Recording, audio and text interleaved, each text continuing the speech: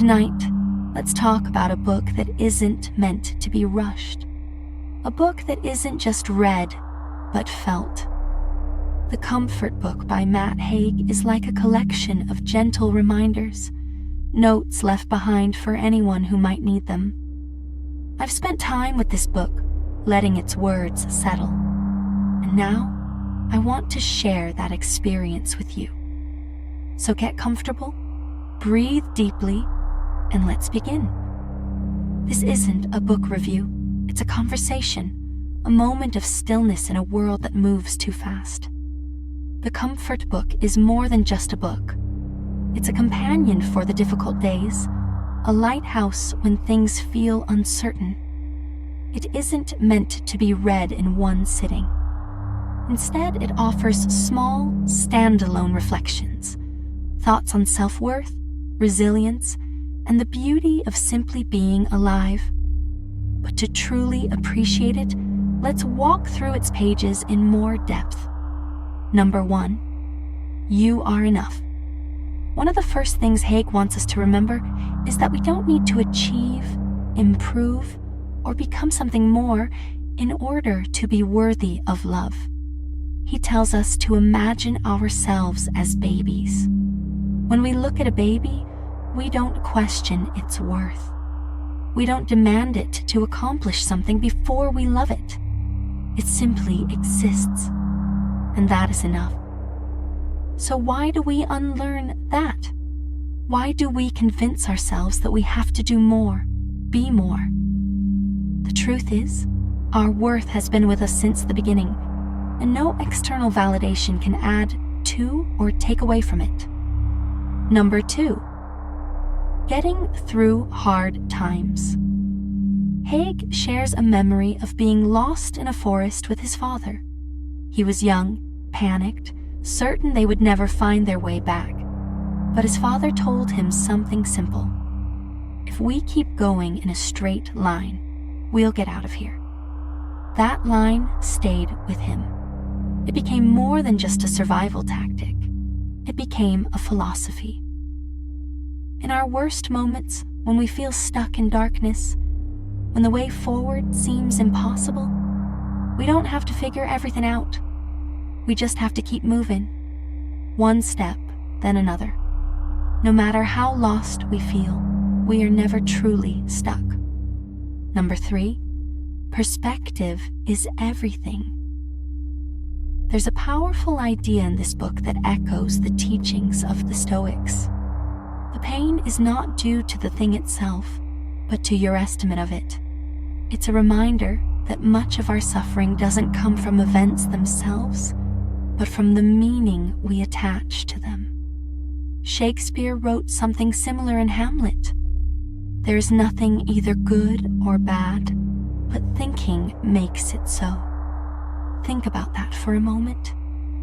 The same situation can feel completely different depending on how we look at it. A rainy day might seem miserable to one person, but cozy to another. A job loss might feel like a catastrophe to someone who sees it as failure, but an opportunity to someone who views it as a new beginning. Life is not what happens to us. It's how we frame it in our minds. And if we can change our perspective, we can change our experience.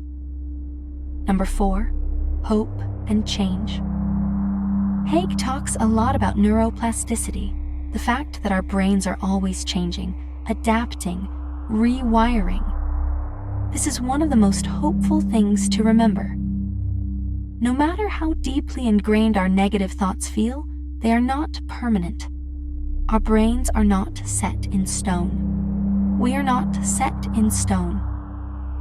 He shares his own experience of depression when he was convinced he wouldn't live to see another year. The despair felt final, like a truth he couldn't escape. But here he is, years later, proof that despair lies, proof that feelings change, that pain isn't eternal. No matter how bad things feel in a moment, the future is always unwritten. And that, in itself, is hope. Number 5, the magic in small moments. One of the most beautiful aspects of the comfort book is the way it finds joy in the simplest things. Haig reminds us that happiness isn't always about grand achievements, it's in the details. A song that lifts your spirit, the warmth of sunlight on your skin, the act of making a cup of tea, sitting in silence, breathing. He even dedicates a passage to making hummus. It might seem trivial at first. Why write about something so ordinary? But that's the point. Comfort isn't always in the big, dramatic moments. Sometimes it's in the smallest rituals, the simplest pleasures. We don't need to chase happiness. It's already here, waiting to be noticed. Number 6, letting go of expectations. Society teaches us to climb ladders, career ladders, success ladders, ladders of self-improvement. We are constantly reaching for the next thing, convinced that happiness is just one more step away. But Haig challenges this idea. What if life isn't about climbing? What if it's about existing, experiencing, feeling?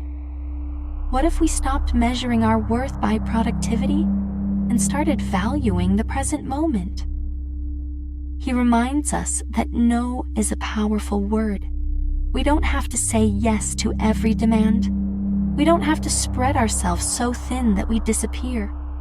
We have the right to protect our time, our energy, our peace. Number 7, we're in this together.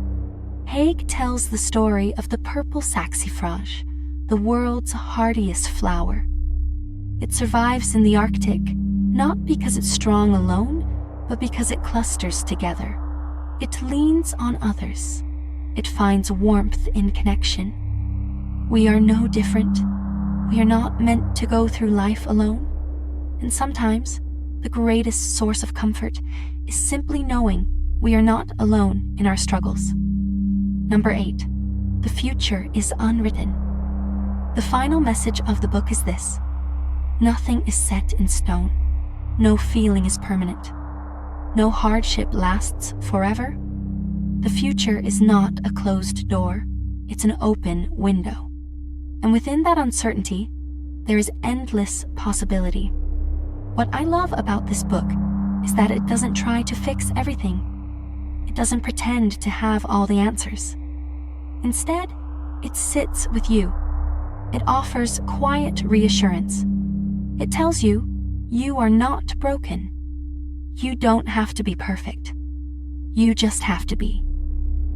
One of the most powerful metaphors in the book is about lighthouses.